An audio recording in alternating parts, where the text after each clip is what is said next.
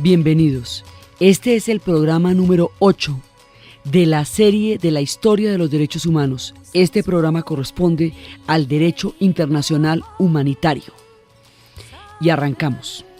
El derecho internacional humanitario tiene que lidiar con uno de los más terribles monstruos de toda la especie humana, con uno de los más complejos mecanismos de los que existe en la profunda oscuridad en que la especie puede llegar a sumirse en un momento dado: la atrocidad. Es un intento que se ha emprendido dentro de la gran gesta por humanizar las sociedades y los conflictos de manera tal que se pueda, siguiendo la idea de los estoicos, aun cuando no parezca que no tiene sentido nada, aun cuando no quede claro de qué se pueda tratar el sentido de la vida o del conflicto, es indispensable, es ineludible intentar reducir la crueldad. El derecho internacional humanitario trata de desarrollar la idea de los estoicos de reducir la atrocidad.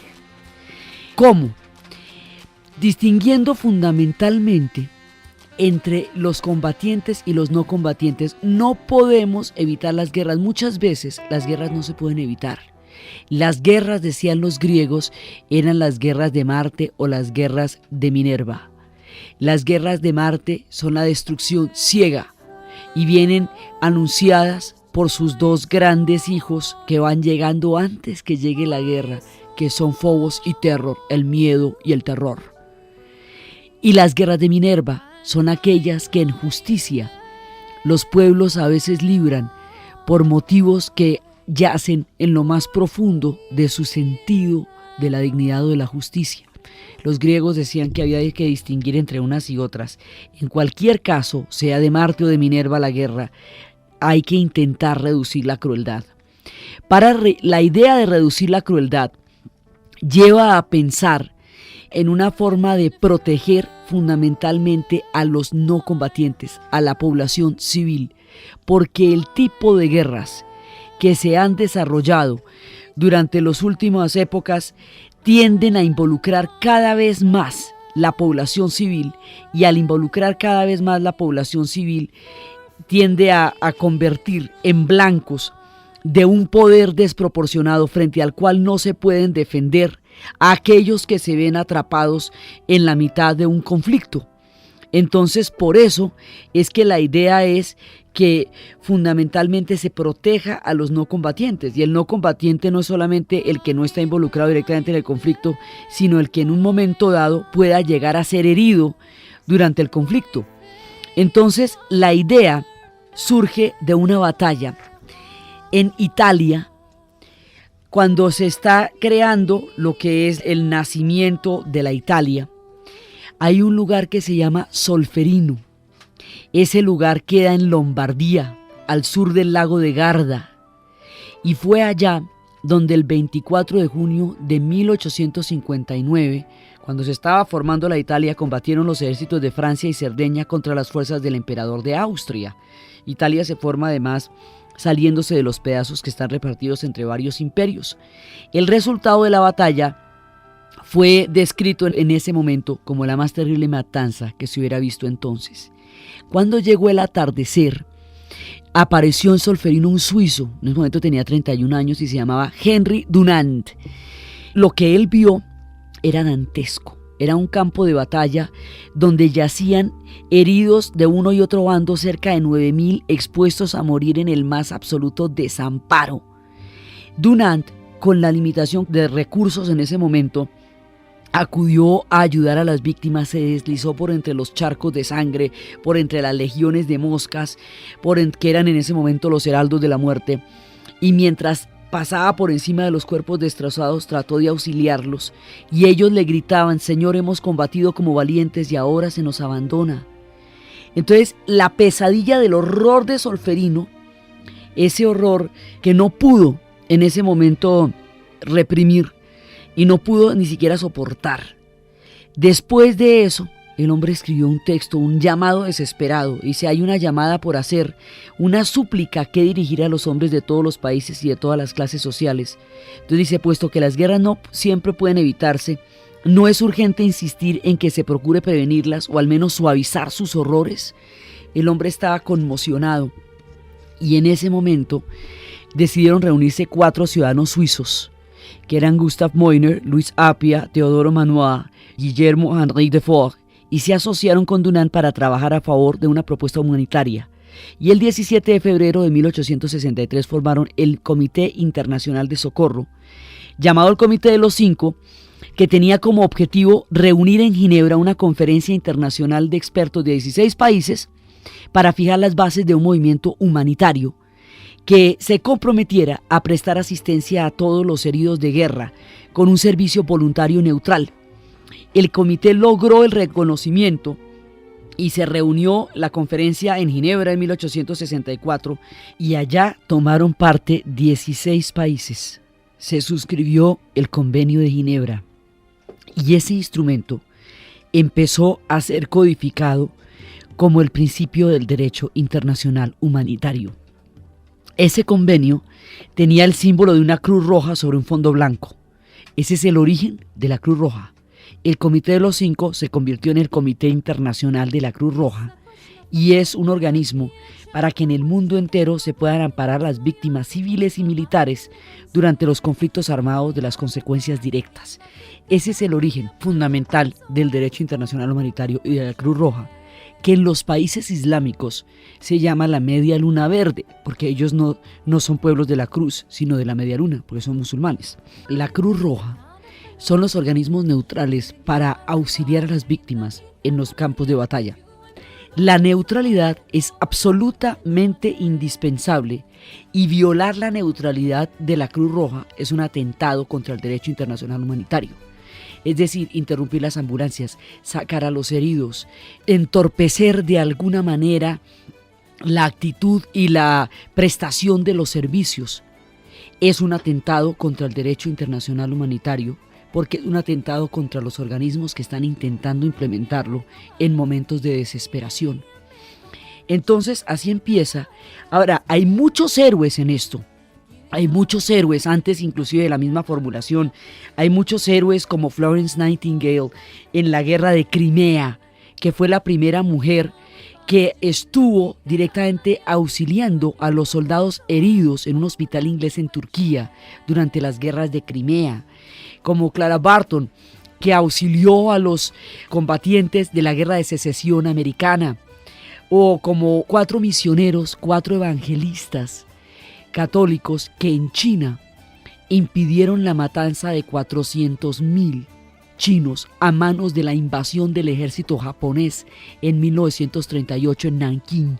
El ejército japonés mató 400,000 personas y cuando iba a matar las otras 400,000, estos misioneros declararon una zona de neutralidad a partir de la cual no se podía entrar y pusieron su pecho como escudo y valor, haciendo valer las mediaciones internacionales para salvar una gran cantidad de la población de una campaña de aniquilamiento. Entonces, todo esto ha sido una composición de tratar de evitar el sufrimiento, de reducir la crueldad en los momentos extremos. El derecho internacional humanitario tiene 2 paticas. Una es la Convención de Ginebra, y es allí donde se dio a conocer y se institucionalizó. Y la otra es la Corte de la Haya. Y la Corte de la Haya parte de un principio fundamental, que las guerras, por terribles que sean, por graves que sean, deben tener reglas. Durante los conflictos no puede valer todo, porque la guerra debe tener reglas del juego. Esta idea es muy vieja. Durante la época de los samuráis en la cultura japonesa, el bushido era una norma de comportamiento ético del guerrero.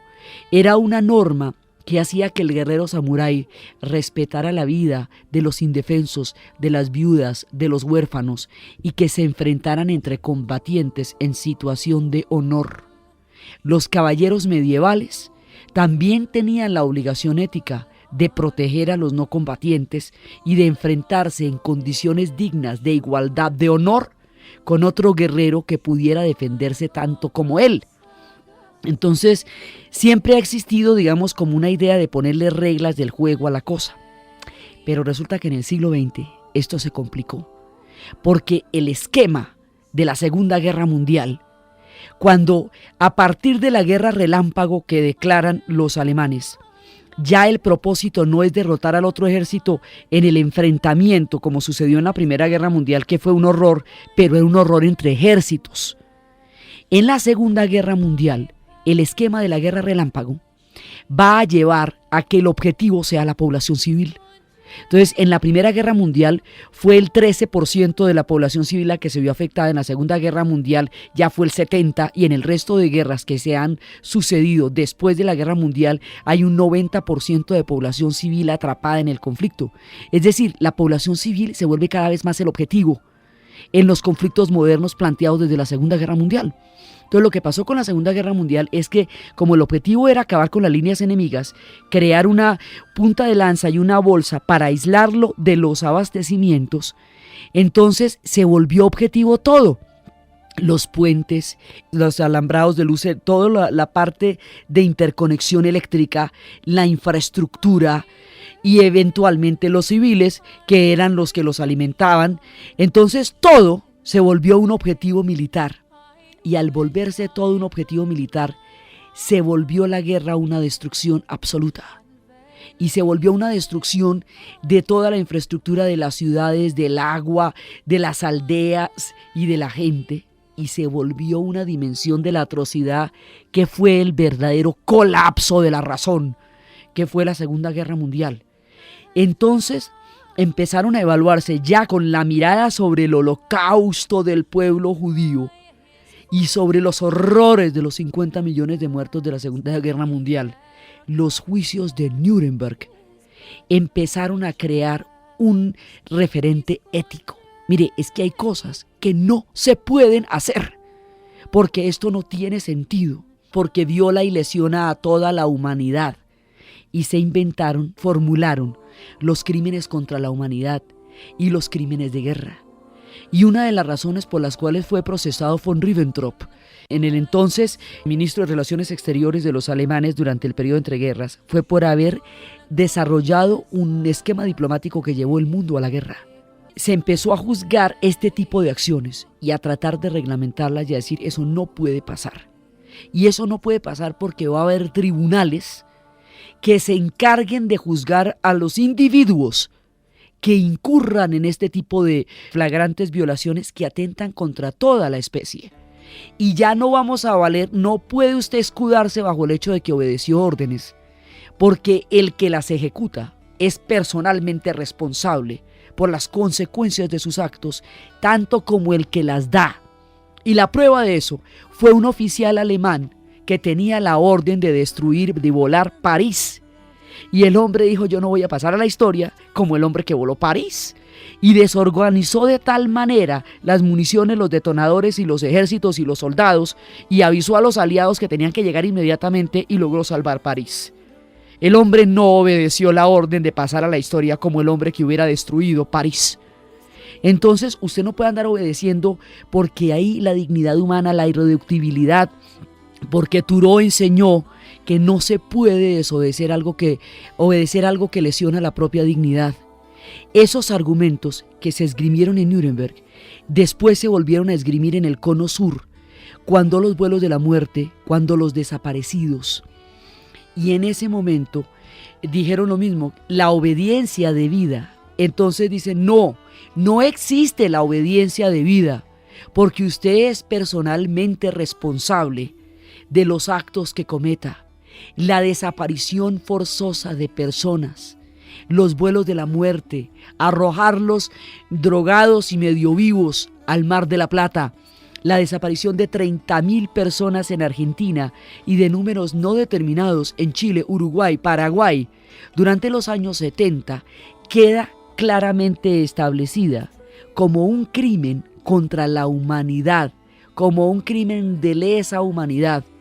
Y por eso Rubén Blades también nos canta la historia de los desaparecidos el drama que eso va a significar, el no tener un duelo que se pueda elaborar porque no hay un cuerpo ni hay una certeza de saber que la persona murió, la mesa que sigue poniéndose año tras año, la espera de un retorno que no se sabe nunca, el no poder prever o imaginar cómo debieron ser los últimos días si fueron los últimos de una persona que no regresará porque fue vista por última vez.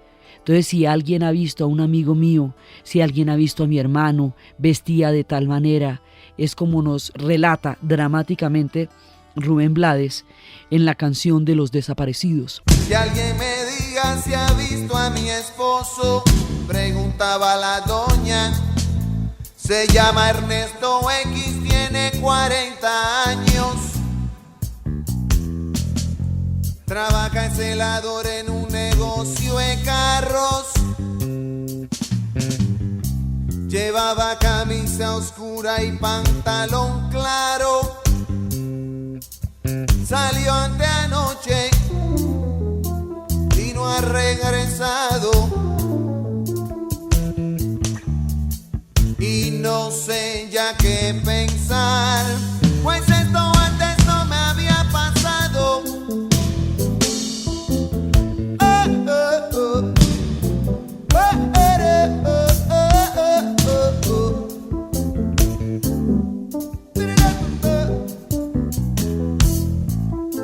Llevo 3 días buscando a mi hermana.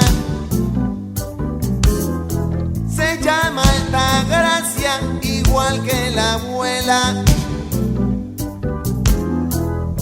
Salió del trabajo para la escuela. Tenía puestos unos jeans y una camisa blanca. No ha sido el novio, el tipo está en su casa. No saben de ella en la PSN. Y en el hospital, ¿a dónde van los desaparecidos? Buscan el agua y en los matorrales. ¿Y por qué es que se desaparecen? Porque no todos somos iguales. Y cuando vuelve el desaparecido, cada vez que los trae el pensamiento, ¿cómo se le habla al desaparecido? La emoción apretando por dentro. Esto queda claramente tipificado como un crimen contra toda la humanidad y se juzga en los tribunales. Todo el proceso de la Corte de La Haya es entrar a tipificar y a reglamentar este tipo de crímenes que afectan a toda la especie y demostrar que tarde o temprano aquellos que se han visto involucrados en estos crímenes de manera directa o indirecta, porque lo hayan ordenado o porque hayan obedecido las órdenes, se van a ver en un momento dado frente a los tribunales. Entonces, la Corte Internacional de La Haya es la otra parte. Una parte es el auxilio a las víctimas, una parte es el auxilio a la gente en tiempos de conflicto. O sea, la idea es que no haya conflictos, pero si no pueden evitarse, por lo menos que exista la posibilidad de reducir la crueldad. Esa es la parte que corresponde a Ginebra y a la Convención de Ginebra y a la manera como todos los países suscribieron la Convención de Ginebra y a lo que más adelante son cosas que se van añadiendo que se llaman los protocolos, que son cosas mucho más específicas sobre cómo reglamentar el derecho internacional humanitario. Y la otra parte es La Haya, y La Haya tiene que ver con reglas del juego en las guerras. Entonces, en el siglo XX, la Corte Internacional de La Haya se ha tenido que ver con muchas cosas, porque después de los horrores de la Segunda Guerra Mundial, viene una cosa, uno de los conflictos recientes más terribles, que son los conflictos de los Balcanes. Los conflictos de los Balcanes son situaciones absolutamente dramáticas en la que 270.000 personas en Bosnia-Herzegovina fueron asesinadas, fueron sometidas a las más grandes vejámenes, porque con la idea de destruir toda la infraestructura del enemigo y de destruir la moral del enemigo, fueron violadas sistemáticamente las mujeres musulmanas para destruir el sentido del honor de los hombres musulmanes. Fueron metidos en fosas comunes y fueron asesinados sistemáticamente. La Corte de La Haya juzga hoy a Milosevic por todas las cosas que sucedieron en Bosnia y Herzegovina. Desafortunadamente, los ejemplos son miles, y en el siglo XX son miles. En Argelia, en Vietnam, en las guerras de descolonización, son miles los ejemplos, y es, digamos, la lucha de imponer este tipo de patrones éticos en medio de la más grande atrocidad. Es una de las luchas más complejas que se ha librado alrededor del siglo XX y en el siglo que ya está empezando. Se contemplan el desplazamiento forzoso, se contemplan los refugiados, el derecho de asilo, el tratamiento a las personas que han tenido que salir por las guerras. Cuando salen internacionalmente, todavía no es muy claro qué hacer con los desplazados internos, que son refugiados al interior de un país. Hay mucho más reglamentación sobre los refugiados que salen de los países, como el millón de desplazados, de exilados de la Guerra Civil Española, como los albaneses en Macedonia, como todos aquellos que son expulsados de sus países por las guerras. Con ellos hay derecho de asilo. Con los desplazados internos se está reglamentando cómo se les protege y se les ayuda en circunstancias tan desesperadas. El derecho internacional humanitario está inscrito en el contexto de la desesperación y en un intento de la humanización de la cultura para lidiar con la parte más terrible del hombre, la atrocidad, y son los intentos que hasta ahora se disponen para tratar de hacer del planeta un lugar más habitable para todos. El derecho internacional humanitario contemplaba solamente los abusos cometidos de los estados contra los pueblos, inicialmente por todo el origen de la formación de los derechos. Ahora está empezando a contemplar las atrocidades y los abusos cometidos por grupos privados de cualquier índole contra los pueblos, y eso es la Corte Penal Internacional. Es otra parte que se está reglamentando en el intento por humanizar todo este horror que significan los conflictos.